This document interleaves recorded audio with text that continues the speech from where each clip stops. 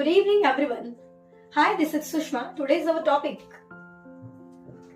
मी जसं मराठी बोलते अगदी सेम त्याच पद्धतीनं खणखणीत मला इंग्लिश का नसेल बोलतायत हा प्रश्न तुमच्यापैकी बऱ्याच जणांना पडलेला असेल. 2-3 वाक्य तुम्ही इंग्लिश मधनं बोललात की 4थ्या-5व्या वाक्याला तुम्ही मराठीवरती येत असाल. माझी मातृभाषा जेवढी माझ्या मातृभाषेवर म्हणजे जेवढी माझी मराठीवरती कमांड आहे, same when why I cannot speak English हा प्रश्न तुमच्यापैकी बऱ्याच जणांच्या डोक्यात असल्यावरती त्यांनी माझं आजचं सेशन अजिबातच मिस करू नका.